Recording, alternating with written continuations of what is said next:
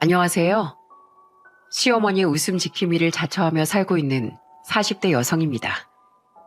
왜 자식도 아닌 며느리가 그런 역할을 하고 있냐고요? 그건 바로 시어머니의 자식인 두 시동생이 시어머니의 가슴에 낸 상처를 보듬어드리고 싶어서예요.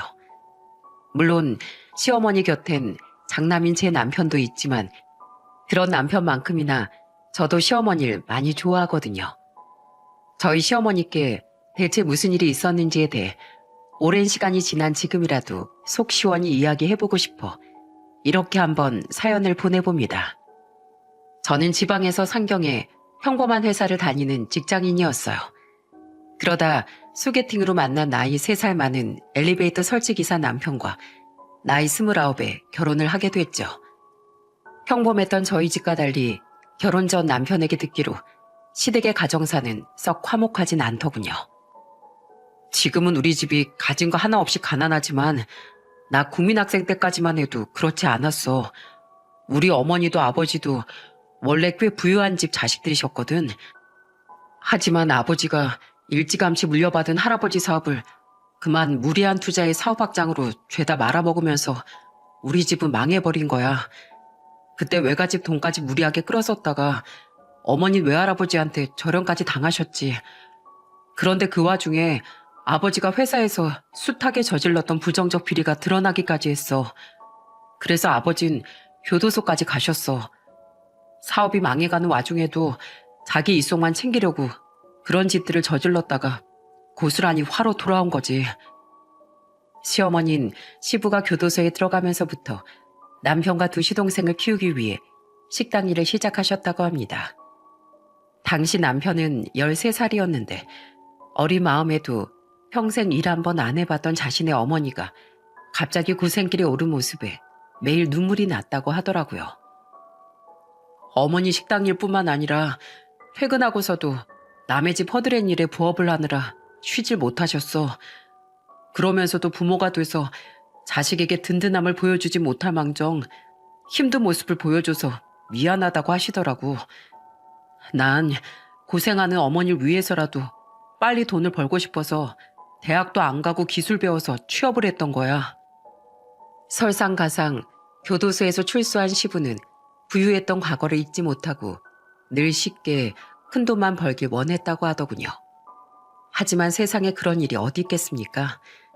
결국 시부는 상습적으로 남의 뒤통수를 치는 사기꾼이 됐다고 했죠. 어머니 늘 일하느라 아버지 늘 사기치고 노름하러 돌아다니느라 집엔 나랑 동생들밖에 없었어. 근데 동생들은 자꾸 나쁜 친구들하고 어울리더라고. 잡아줄 부모님이 없었으니 더더욱 말이야. 그래도 막내는 그나마 약간의 일탈만 하고 말았는데 둘째는 가출도 자주 하고 학생이 해서는 안 되는 짓도 일삼으면서 어머니 속을 정말 많이 썩였어. 그래서 어머니 마음고생이 더더욱 심하셨지. 그래도 지금 둘째는 사기업 금융업체 알지? 그런 대부업체 직원으로 일하고 막내는 연예기획사 다니면서 자기 밥벌이는 하고 살아. 하지만 우리 아버진 여전히 정신 못 차리고 있어서 난 우리 아버지가 너무 싫어. 어머니를 미치도록 고생만 시킨 사람이니까 말이야. 남편의 가정사가 걸리긴 했지만 저는 우직하고 선한 남편을 믿고 결혼을 결심했습니다. 무엇보다 먼저 한번 뵀었던 시어머니의 온화한 인성과 우리 아들을 선택해줘서 고맙다며 눈물까지 흘리던 시어머니의 따뜻함이 좋았어요. 그리고 결혼 이후 시어머니는 제게 자식보다 더 귀한 며느리 대접을 해주셨죠. 어머마, 가정사 때문에 우리 명아기를 외면하지 않아줘서 결국 이렇게 결혼하고 예쁜 손주들까지 낳아줘서 내가 너한테 늘 고마워하는 거 알지? 자, 다 깎았다. 여기 제일 예쁜 사과 조각은 우리 며느리 줘야지. 아, 해봐. 시어머니는 과일을 깎아도 맛있는 음식을 해도 늘 자식들보다 제 입에 가장 먼저 넣어주곤 하셨어요. 그런 시어머니가 너무 편하고 좋아서 저는 먼 지방에 살던 부모님 대신 시어머니를 자주 찾아뵙곤 했습니다. 시어머니는 당시 테이블 5개 정도 되는 작고 허름한 백반집을 운영하셨는데 저는 회사가 끝난 후 그곳으로 시어머니를 뵈러 종종 찾아가곤 했어요. 얼른 어린이집으로 애들 데리러 가지 않고 여길 왜 왔어? 애들 아빠가 저보다 퇴근 시간 빠른 날이 더 많잖아요. 오늘도 어머님 아들이 예쁜 어머님 손주들 데리고 이미 집에 가 있어요. 저도 얼른 애들 보러 집에 가려고 했는데 어머님이 너무 보고 싶어서 참을 수가 있어야죠. 에휴, 우리 며느리는 어쩜 말도 이렇게 예쁘게 할까. 아들만 셋인 나한테 어멈넌 마치 선물 같은 존재인 거 아니? 시어머니는 그런 제게 늘 고맙다고 말씀하셨어요. 그리고 단 한 번도 제가 식당 일손을 돕는 걸 당연히 여기지 않고 괜찮다는데도 끝까지 용돈을 챙겨주시거나 맛있는 저녁을 사주곤 하셨죠.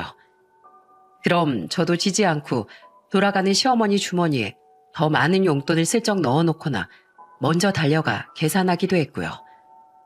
그런 시어머니와의 데이트 같은 시간이 저는 참 좋았답니다. 흥, 어멈넌 네 시애미만 챙기고 시애비인 난 보이지도 않는 게냐? 나도 용돈 받을 줄 알고 밥도 대접받을 줄 안다.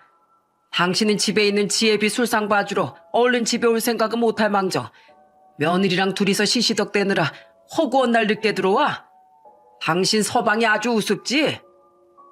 에휴, 저 양반 또 술주정 부리는구나. 여보, 주말이라고 애들이 손주들이랑 같이 놀러 왔는데 그 술 좀 그만 마셔요. 그건 내가 미안하다고 어제 말했잖아요. 시끄러워. 진심으로 반성하고 있으면 얼른 숨긴 돈이나 내놔 이 여편네야. 반면 그런 시어머니를 끊임없이 괴롭히고 부려먹는 시부는 정말 끔찍하기 싫었어요. 당시 시부는 더 이상 주위에 사기칠 인간도 없으니 이제 노름과 술에 찌들어 살고 있었죠. 아버지, 대체 언제까지 어머니 못 살게 굴 작정이세요? 제발 그만 좀 하세요. 아버지 같은 사람을 끝까지 안 버리고 데리고 사는 어머니 같은 사람이 세상에 또 어디 있다고 이러시는 거예요? 진짜 아버지만 보면 지긋지긋해서 미쳐버릴 것 같아요. 맞아요, 아버님. 정말 해도 해도 너무하세요. 저번에도 어머님 카드 비밀번호 알아내서 몇 달치 식당 벌이를 다 노름판에 쏟아버리셨다면서요? 어머님이 어떻게 사셨는지 뻔히 아시면서 어떻게 이러실 수가 있어요? 저와 남편은 그런 시부에게 화도 내고 시어머니에게 시부와 갈라서라며 설득까지 했습니다. 하지만 늘 가족이 전부라는 생각으로 사시던 시어머니는 눈물을 흘리면서도 그런 저희의 말을 거절하셨죠. 난 괜찮다 어머마. 저 사람도 다 잘 살아보려다 인생이 저렇게 망가진 거 아니겠니? 그리고 명아가 아무리 못나게 변했어도 네 아버지다. 그렇게 못되게 말하면 나중에 다 네 가슴에 상처로 남는 법이야. 평생 부부로 산 네 아버지 두고 내가 어딜 가겠니? 형, 아직도 어머니랑 아버지를 몰라? 형이 그렇게 화내봤자 형 머리만 더 아파. 형수님, 두 사람 다 그냥 내버려 두세요. 저희 어머니 평생 저렇게 사셔서 괜찮아요. 평생 한 고생 지금 좀 더 한다고 뭐 사람이 어떻게 되겠어요? 뭐라고요? 고생이 당연한 사람이 세상에 어딨어요. 도련님, 제발 철 좀 드세요. 바로 어머님 그 고생 덕에 도련님이 자기 손으로 밥 벌어먹고 살 수 있는 어엿한 사회인이 될 수 있었던 거라고요. 저와 남편은 시어머니가 답답하기도 하고 불쌍하기도 했습니다. 그런데 시어머니를 그렇게 만든 시부 다음으로 마음에 안 드는 사람이 있다면 바로 첫째 시동생이었어요. 일찍 독립한 막내 시동생과 달리 첫째 시동생은 제가 결혼한 지 4년 정도가 될 때까진 시댁에 함께 살았는데 저와 남편이 화를 낼 때마다 옆에서 실실 웃으며 저렇게 말하더군요. 게다가 시부가 시어머니를 부려먹는 걸 뻔히 보면서도 시어머니를 돕긴커녕 시부처럼 집안일에 손가락 하나 까딱 안 했죠. 형수님, 인사하세요. 여긴 저랑 결혼할 사람이에요. 어디서 만났냐고요? 단골인 단란주점에서요. 우리 영은이 이젠 술집 그만두고 저한테 평생 올인하기로 했어요.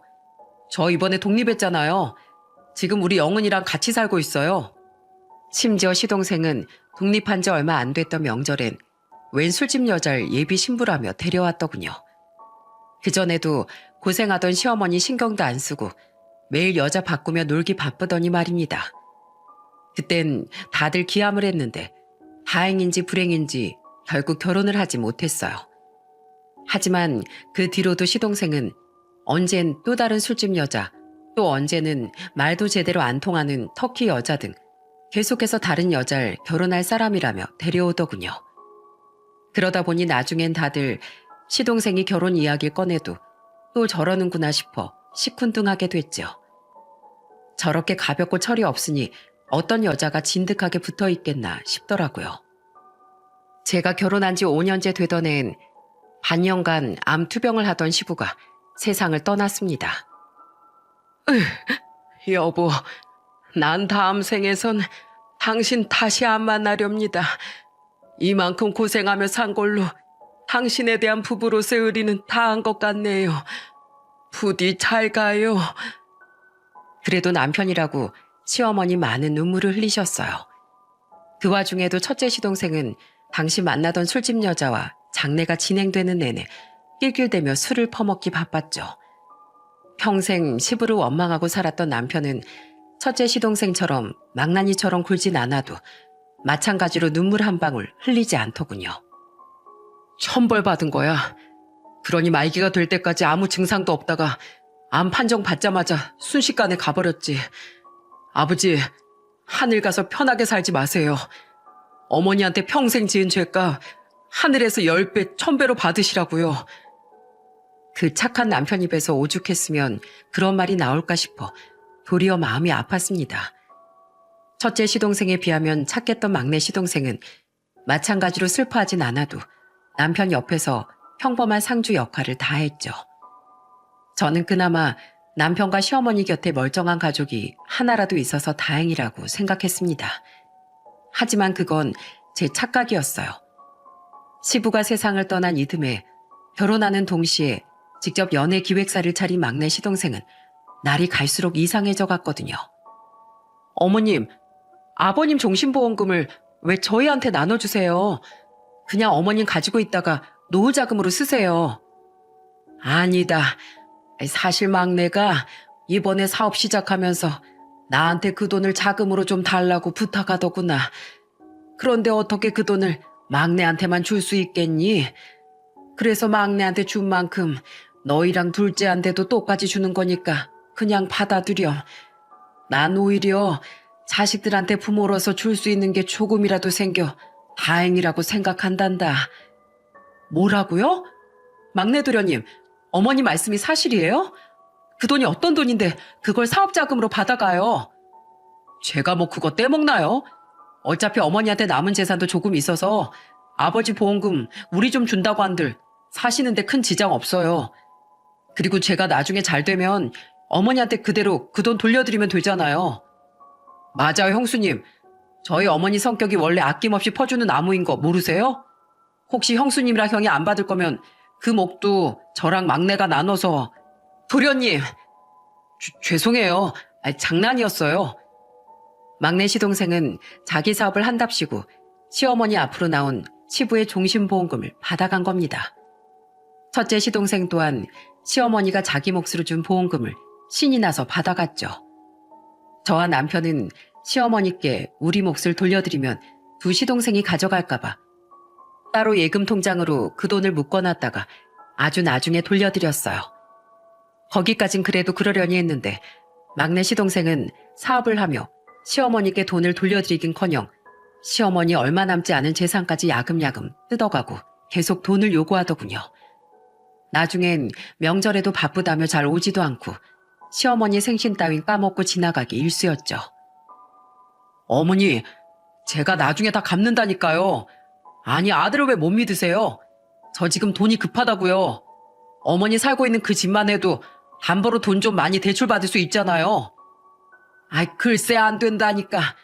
네가 저번에도 졸라서 나한테 남은 재산 중에 거의 70% 빌려주지 않았니?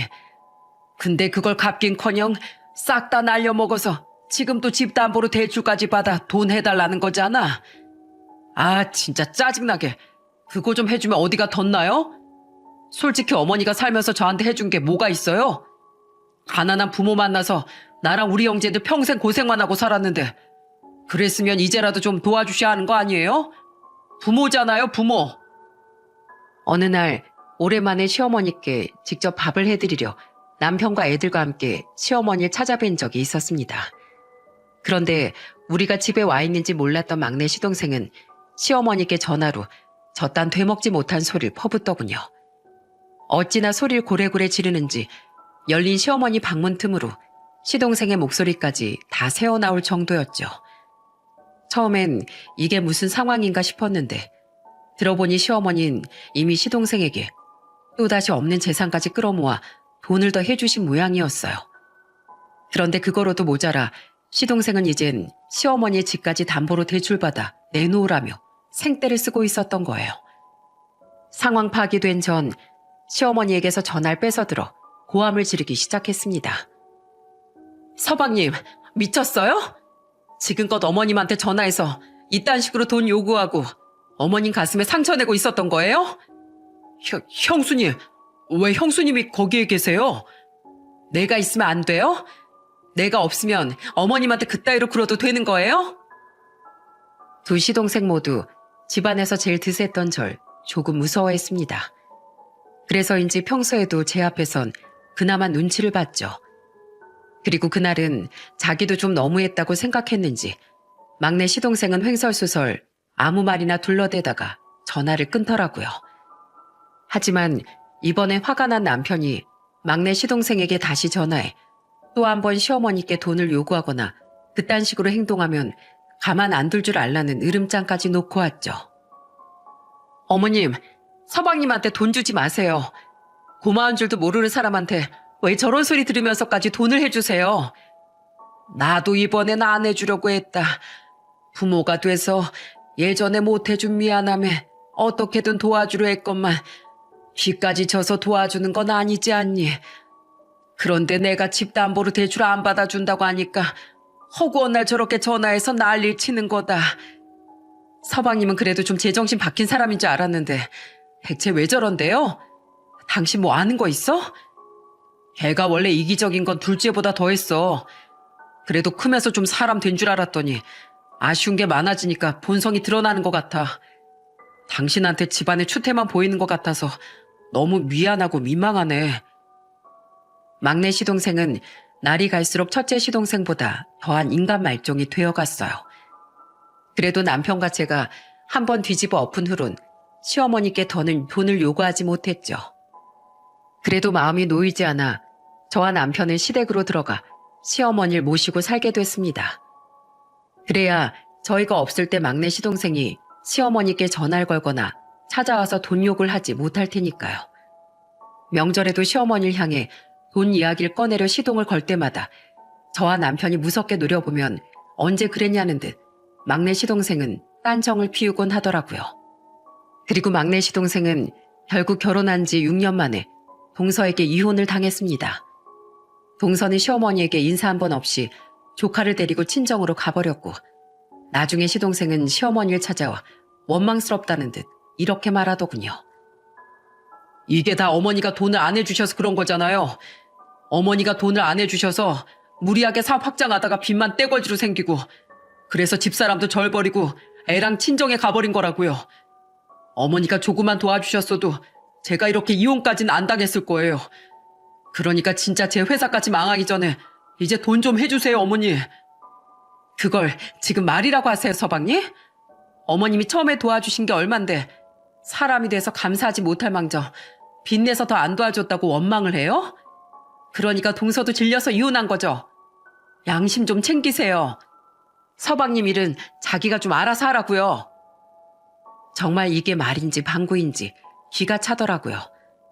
남편은 쌍욕을 하며 그런 시동생을 쫓아냈고 자기 막내 아들의 이혼 소식에 시어머니는 깊은 한숨만 쉬셨죠. 나중에 소식을 들은 첫째 시동생은 그래서 설마 자기 몰래 돈 해준 건 아니냐며 혹시 해줬으면 그만큼 자기도 꼭 달라는 더 열받는 소리만 해대더라고요. 갈수록 어른이 되긴커녕 철없는 망나니만 되어가는 시동생들 생각에 시어머니의 안색은 날로 어두워져만 갔습니다. 그리고 얼마 뒤 그런 시어머니의 고뇌를 단번에 끊어줄 사건이 발생하고 말았어요. 어머님, 간단한 수술이라니까 너무 긴장 마시고 편안하게 수술 잘 받고 오세요. 그날 시어머니는 계속 스트레스를 받으시던 요실금을 고치기 위해 한 병원에서 요실금 수술을 받게 되셨습니다. 수술비도 저렴하고 입원도 1박 2일 정도면 된다기에 남편도 저도 크게 걱정을 하지 않았죠.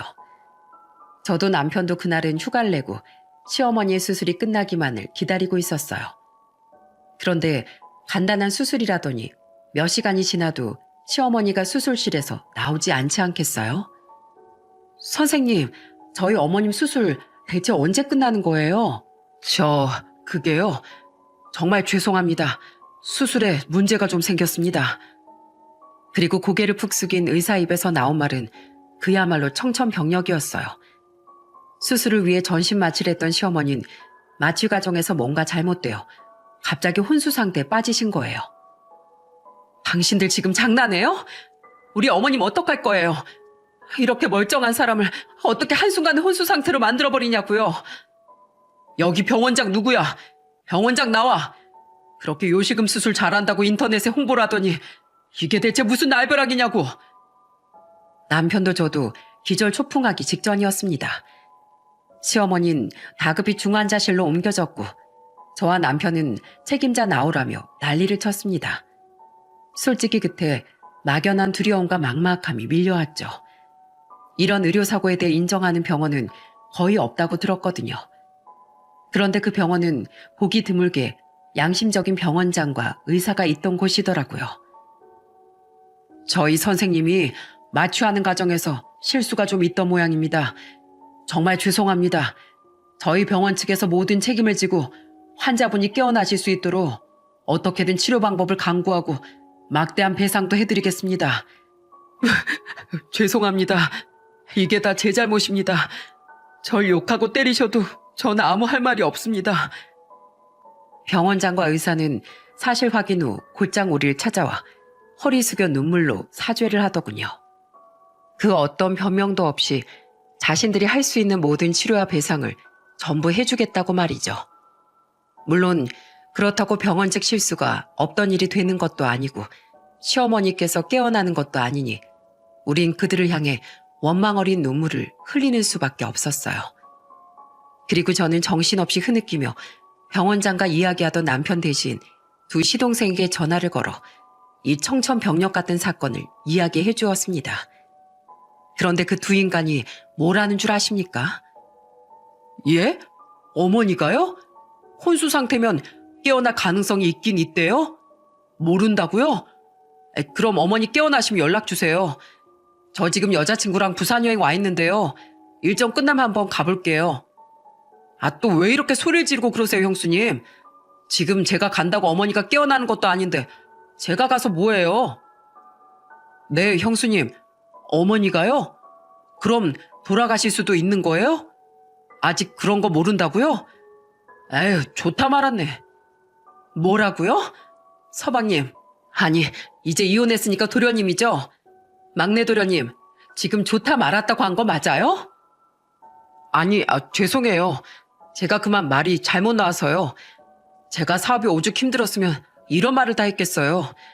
어머니 돌아가시면 어머니 아파트는 우리 삼형제가 똑같이 물려받을 거 아니에요. 그거 생각나서 말이 헛나온 거죠. 형수님, 병원에서 나 몰라라 하고 별다른 보상 얘기도 안 하죠? 병원이 다 뻔하지. 혹시 병원에 따지려거든 큰형하고 형수님이 알아서 해주세요.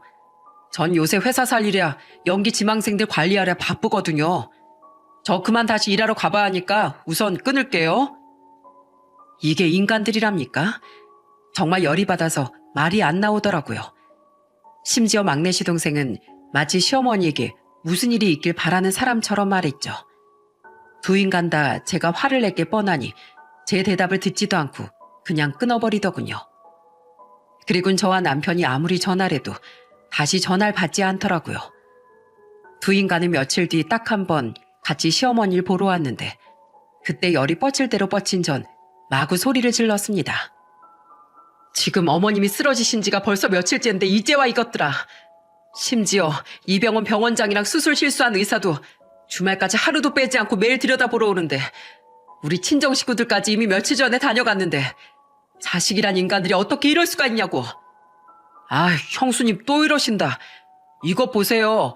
저랑 동생이 와도 어머니 아무런 미동도 없으시잖아요. 그러게. 우리 형수님 화 많이 나셨네. 어쨌든 이렇게 왔잖아요. 그럼 된 거죠. 그날 죄책감조차 느끼지 못하고 어깨를 으쓱이는 두 인간을 보는데 정말 뒤통수라도 한 대 후려치고 싶었습니다. 저는 당시 남편과 둘 다 휴가를 내고 번갈아 집과 병원을 오가며 시어머니와 애들을 돌보고 있었어요. 시동생들이 왔을 땐 남편이 당시 초등학교 5학년, 3학년이었던 아들들의 저녁을 챙겨주러 갔을 때라 저 혼자였죠. 이 배은망덕한 인간들에게 쌍욕을 퍼부어주고 싶었건만 마침 그때 하필 미리 전화로 상담이 잡혀있던 큰아들의 담임 선생님께 전화가 오더군요. 하는 수 없이 밖에 나가 전화 통화를 마치고 돌아왔을 땐 이미 그 두 인간은 잽싸게 도망을 친 후더라고요. 그리고 그들은 그 뒤 저와 남편이 전화를 걸 때마다 바쁘다 어쩌다 핑계만 댈 뿐 더 이상 시어머니의 병원엔 오지 않았습니다. 저번에 보니까 어머니 별 차도도 없으실 것 같던데 저 진짜 일이 너무 바쁘다니까요. 형수님이 어머니 깨어나시거나 혹시 무슨 일 생기면 그때 다시 연락 주세요. 저도 막내도 이미 어머니 돌아가시는 거에 대해선 마음의 준비 다 하고 있어요. 그나마 첫째 시동생은 전화라도 받았지 막내 시동생은 얼마 뒤부턴 다시 우리 전화를 받지도 않더군요. 평생 자식을 위해 헌신한 시어머니가 너무 불쌍해 저는 남편을 붙잡고 흐느꼈죠. 어떻게 사람들이 이럴 수가 있어? 어머님이 자기들을 얼마나 위했는데 자식이 돼서 그럴 수가 있냐고. 난 그 인간들 절대 용서 못해. 어머님이 깨어나시든 안 깨어나시든 난 더는 그런 인간들이랑 가족 안 할 거야. 나도 마찬가지야. 그것들은 더 이상 내 동생도 아니야. 고마워 여보. 자식들도 어머니를 나 몰라라는 판에 이렇게 우리 어머니를 잘 보살펴줘서. 그렇게 남편도 저도 병원장과 수술한 의사도 정말 간절히 시어머니가 깨어나길 바랬습니다. 시어머니를 수술한 의사는 죄책감이 너무 컸는지 시어머니의 손을 잡고 매일같이 눈물 콧물 범벅이 되어 죄송하다고 말하곤 했죠. 어머니, 여보, 얼른 간호사 선생님 불러. 어머님 지금 눈 뜨셨어. 그리고 시어머니는 혼수 상태에 빠진 지 29일 만에 눈을 뜨셨습니다. 소식을 듣고 수술했던 의사와 이미 퇴근했던 병원장까지 모두 한달음에 시어머니 병실로 달려왔어요. 이미 애들 저녁을 챙겨주고 난 이후의 시간이라 남편도 저도 다행히 시어머니 옆에 붙어있던 시간이었죠. 어머니, 저 알아보시겠어요? 아직 완전히 회복되려면 시간이 걸리시겠지만 동공도 청각, 촉각 반응도 모두 정상입니다. 이건 기적이에요. 정말 감사합니다, 김양옥 씨. 이렇게 살아주셔서 병원장으로서 진심으로 감사드립니다. 우리만큼 마음고생이 심했던 병원장과 의사 또한 소리내어 엉엉 울며 시어머니의 회복을 반겼습니다. 시어머니는 점차 명화가 어머마하며 조금씩 말문이 트이셨어요. 그렇게 다들 기쁨의 눈물을 흘린 뒤 의사와 병원장은 저와 남편을 병실 밖으로 잠시 불러내 이렇게 말하더군요. 정말 다행입니다. 전에 말씀드린 대로 이후 환자분의 모든 재활과 치료는 저희가 전부 책임지겠습니다. 약속드린 보상금도 병원 변호사 상담 후 저희가 지급해드릴 수 있는 최대한을 약속드리겠습니다. 다시 한번 진심으로 죄송했습니다. 저희에게 용서를 구할 기회를 주셔서 감사드립니다. 병원장과 의사는 허리를 90도로 숙여 우리에게 다시 사과한 후 우선 자리를 떠났습니다. 그런데 그들의 뒤로 눈에서 이체가 나는 것 같은 두 시동생이 서 있지 않겠어요? 형수님, 저 사람 방금 형이 병원장이라고 부른 거 맞죠? 맞아, 작은형. 나도 들었어. 병원에서 지금 보상해준다고 한 거 맞죠? 대박. 세상에 저렇게 양심적인 병원장이 있었단 말이야? 나중에 남편에게 물어보니 그래도 자식이니 알아야 할 것 같아 시어머니의 의식이 돌아오자마자 두 시동생에게 연락을 했었다는군요. 그래도 자식이라고 둘 다 우선 와보긴 한 것 같은데 하필 병원장이 보상금 이야기를 할 때 뒤에서 듣고 있었던 겁니다. 딱 봐도 보상금 얘기에 눈이 뒤집힌 것 같아 저는 싸늘하게 말했어요. 보상을 해주면요? 그게 두 사람이랑 무슨 상관인데요? 왜 상관이 없어요? 우리도 자식인데요. 형수님, 어머님 괜찮으신 거예요? 작은형, 우리 얼른 들어가 보자. 어머니, 괜찮으세요? 하지만 막내 시동생은 뻔뻔하게 그렇게 말하더니 갑자기 눈물을 그렁거리며 저와 남편을 제치고 병실로 들어가더군요. 그 뒤를 이어 첫째 시동생 또한 눈물을 줄줄 흘리며 합세했죠. 기가 막혀서 따라 들어가 그 모습을 보는데 아주 가증스럽기 짝이 없더라고요. 어머니, 저랑 명희기가 얼마나 걱정했는지 알아요? 어머니가 눈 뜨시자마자 우리가 왔었어야 했는데 너무 늦게 와서 죄송해요. 어머니, 저 막내 명희기예요. 알아보시겠어요? 병원 의사 개자식들 감히 우리 어머니 이렇게 만들어? 절대 내가 다 가만 안 둘 거야. 어머니, 저 어머니가 돌아가실까봐 진짜 너무 무서웠어요. 전 어머니 없으면 못 살아요. 딱 한 번, 그것도 거의 시어머니의 생사 확인차 왔다가 그 뒤론 얼굴 한 번 안 들여다본 인간들이 딱 봐도 보상금을 노리고 저러는 게 티가 나서 역겹기 짝이 없더군요. 슬쩍 옆을 보니 남편의 얼굴 또한 이미 혐오감으로 잔뜩 구겨져 있었죠. 그들은 아직 회복이 덜 된 시어머니의 손을 다투듯 붙잡고 엉엉 울었습니다. 그리고 보다 못한 전 옆으로 성큼성큼 다가가 시어머니의 손에서 그 버러지들의 손을 휙 쳐내버렸어요. 그리고 당황해하는 그들을 향해 무서운 표정으로 화를 내기 시작했죠. 야, 이 쓰레기들아. 내가 진짜 방금 껴나 어머님 앞에서 이렇게까지 말 안 하려고 했는데 니들 하는 짓거리가 너무 역겨워서 내가 토악질이 나온다. 뭐? 어머님이 돌아가실까봐 무서웠다고? 니들이 어머님을 걱정했다고? 야, 조명수 너 내가 어머님 쓰러지셨다고 전화했을 때 여자친구랑 부산 여행 중이라면서 며칠 뒤에나 오지 않았냐? 그리고 조명익 너 내가 어머님 쓰러지셨다고 했더니 너 뭐라고 했니? 아직 안 죽은 게 아쉽다고 했지? 아파트 아직 못 물려받겠다면서. 그 뒤론 딱 한 번 얼굴 들이밀고 또 왜 안 오냐고 화냈더니 뭘 했어? 어머님 돌아가실 거 이미 마음의 준비하고 있다며. 아직 병원에서도 포기하지 않은 어머님 생명을 니들이 무슨 자격으로 포기해?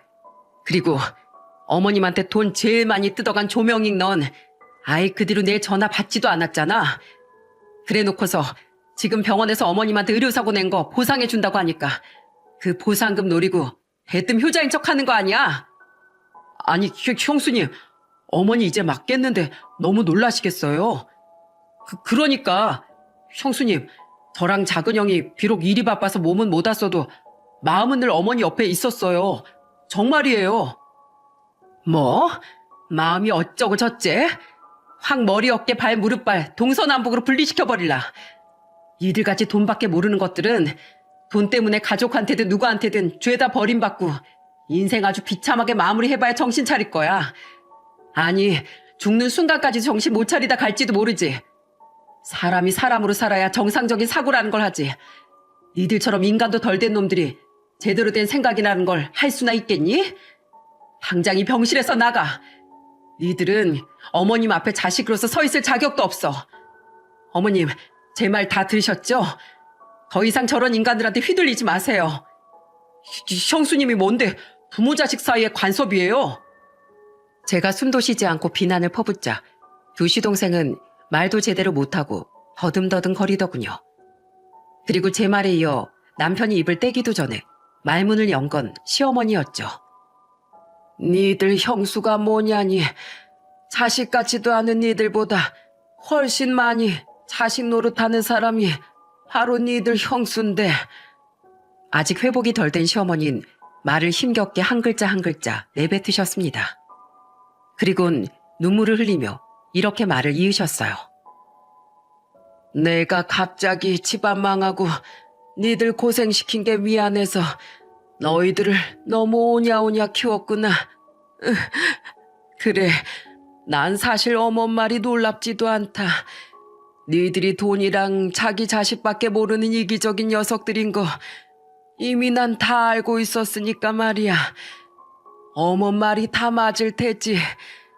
니들 큰형도 저렇게 화가 난 모습을 보면 더더욱이 말이다. 니들은 자식이랍시고 내 앞에 서 있을 자격도 없다. 내가 죽으나 사나 관심 없는 자식들 이제 나도 버리련다. 머리 아프니까 그만 나가거라. 시어머니의 닭똥 같은 눈물이 베개를 흥건히 적실 만큼 쉴 새 없이 흘렀습니다. 시어머니가 자신들에게서 등을 돌릴 것 같자 다급해진 두 인간은 어머니 하며 시어머니께 매달리려 들더군요.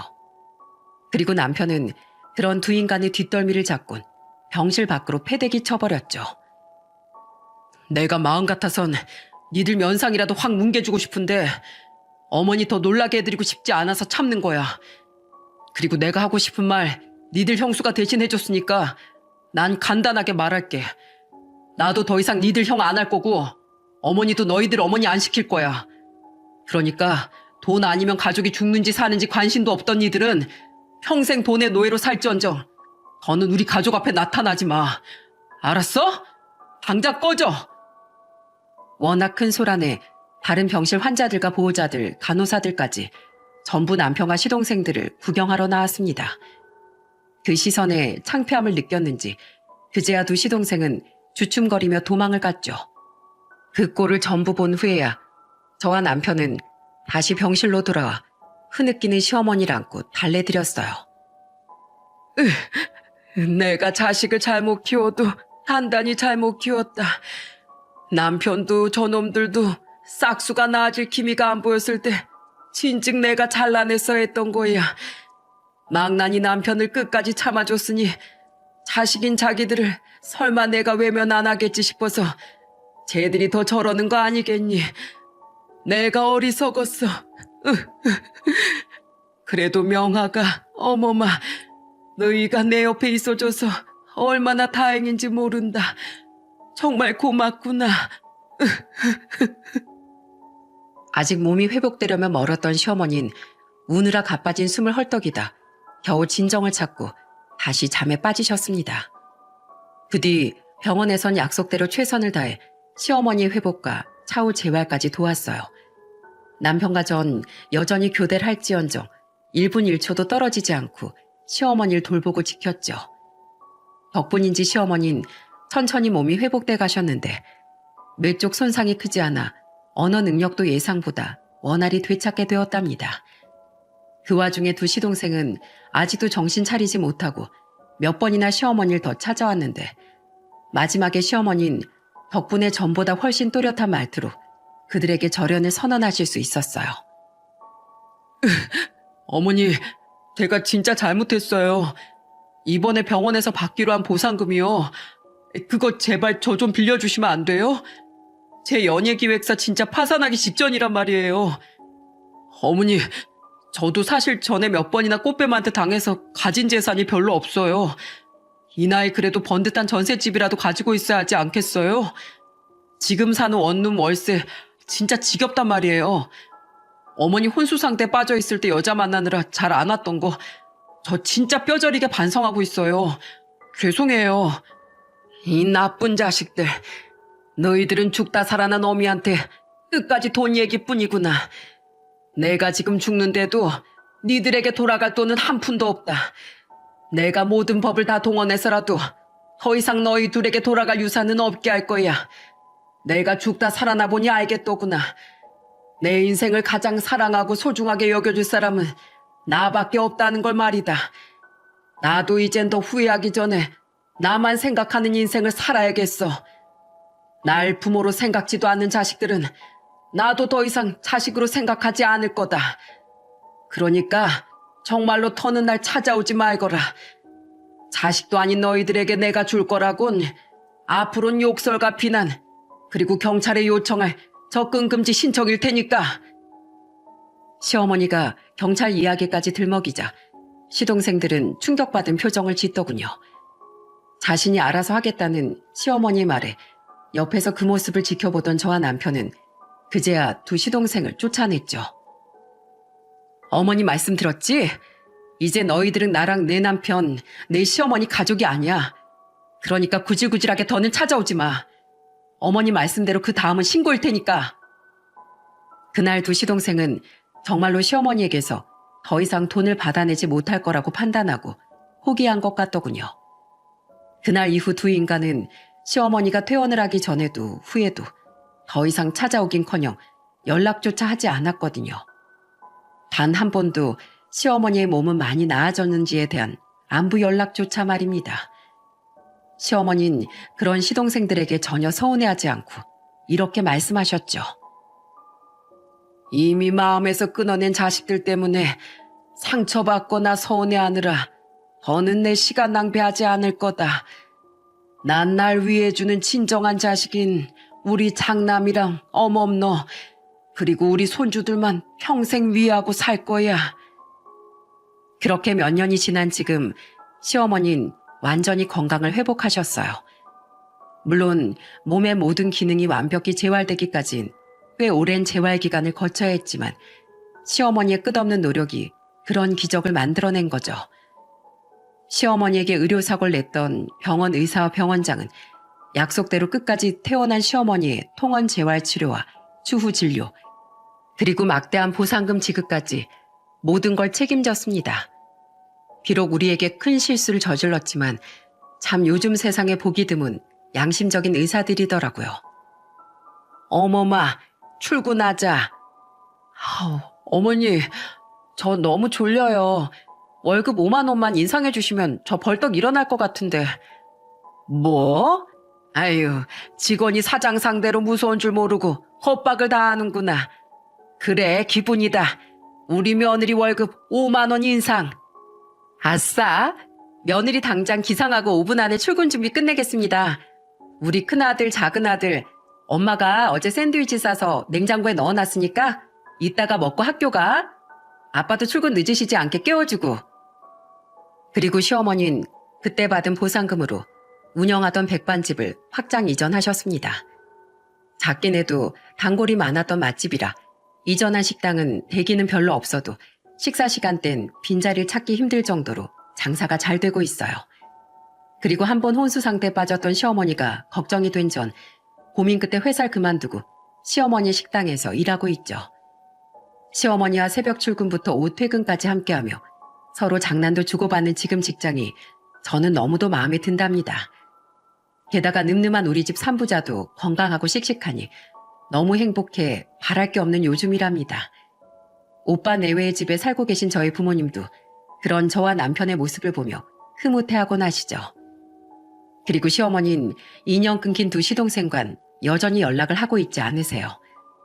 첫째 시동생은 여태까지도 정말 단 한 번도 연락이 없었는데 막내 시동생은 2년 전 어떻게 알고 새로 이전한 우리 식당을 찾아왔더라고요. 그리고 오자마자 대뜸 시어머니 앞에 무릎을 꿇으며 이렇게 말했죠. 어머니, 제발 저 좀 도와주세요. 저 회사 결국 망했는데요. 그때 소속돼 있던 연기 지망생들이랑 그 부모들한테 사기로 저 고소당했어요. 제가 사실 그 지망생들이랑 부모들한테 초기 투자금 명목으로 돈을 좀 많이 뜯어냈었거든요. 근데 어차피 망해가는 기획사 연기 지망생들을 누가 써주겠어요. 그래서 걔네 캐스팅 시키는데 그 돈 안 쓰고 솔직히 그 돈으로 여행도 가고 차도 사고 사치 좀 했거든요. 그런데 결국 걔네 데뷔도 못 시키고 제 기획사가 망하니까 그 사람들이 그 돈을 내놓으라고 하더라고요. 제가 그 돈이 어딨어요. 이미 다 쓰고 저한테도 회사 망해서 빚밖에 안 남았는데 그러니까 그 사람들이 절 단체로 고소한 거예요. 작은 형한테 도와달라고 전화했더니 형도 술집 여자한테 당해서 가진 원룸 보증금 빼곤 전 재산을 다 털렸다고 하더라고요. 어머니, 저 그 사람들한테 돈 못 돌려주면 진짜 교도소 가요. 제발 저 좀 조금이라도 도와주시면 안 돼요? 식당도 이렇게 커졌잖아요. 형수님, 제발 형수님이라도 저 좀 도와주세요. 우리 가족이잖아요.